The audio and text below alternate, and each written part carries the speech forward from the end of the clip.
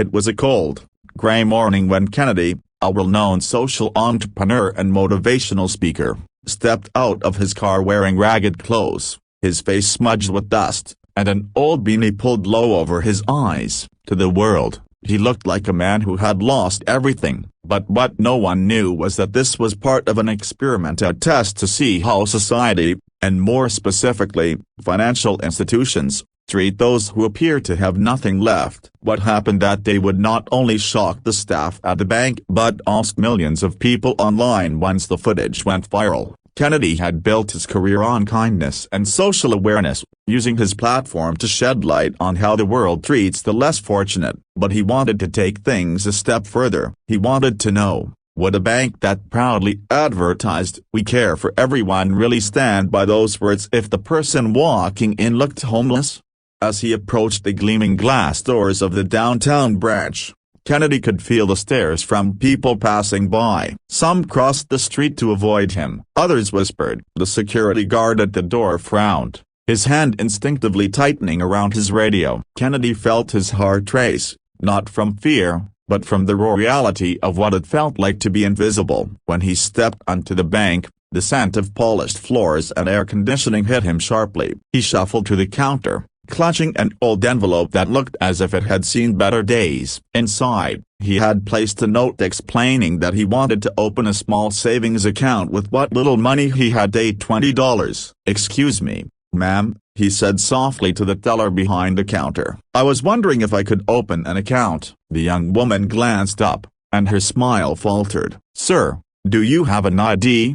she asked politely but with a stiffness that didn't go unnoticed. "I lost most of my things a while ago," Kennedy replied, "but I'm trying to start again. I just want a safe place to keep what I'd earn." Her eyes darted to the manager's office. Within seconds, a man in a crisp navy suit walked over, his expression unreadable. "Sir, I'm afraid we can't open an account without proper documentation. Perhaps you can come back when you're broken bar more prepared." Kennedy nodded slowly. "I understand," he said quietly, but as he turned to leave, the disappointment in his eyes was unmistakable. What happened next, however, would change everything. A middle-aged woman sitting nearby had witnessed the exchange. Dressed modestly, with tired eyes that spoke of her own struggles, she stood up and approached Kennedy. "Excuse me," she said gently. "If you need help, I can take you to a community bank down the street. They helped me when I was in a tough spot. They didn't turn me away."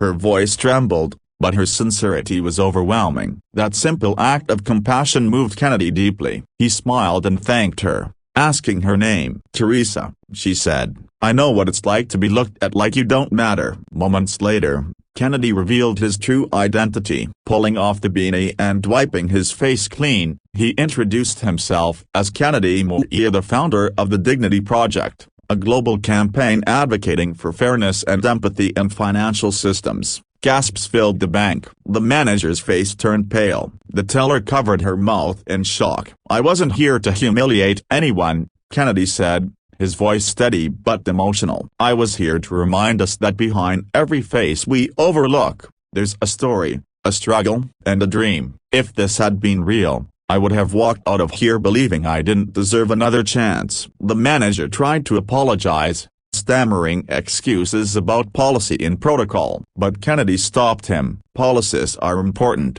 he said, "but compassion is what makes us human." Teresa, the woman who had come forward, was later invited to appear in Kennedy's follow-up video. She shared her own story of how she had once been homeless after losing her job, and how a stranger's kindness helped her rebuild her life. The video spread across social media, reaching millions of viewers within days. People flooded the comments with tears, outrage, and reflection. Some shared stories of being treated poorly because of how they looked. Others promised to be more mindful, more patient, more human. And the bank, within a week, the branch announced a new training program focused on empathy and social responsibility. But perhaps the most powerful part of Kennedy's video was the closing line, spoken over soft piano music, "Greater than you never know the battles someone is fighting." Sometimes, the smallest gesture of kindness can be the moment that saves them. As the screen faded to black,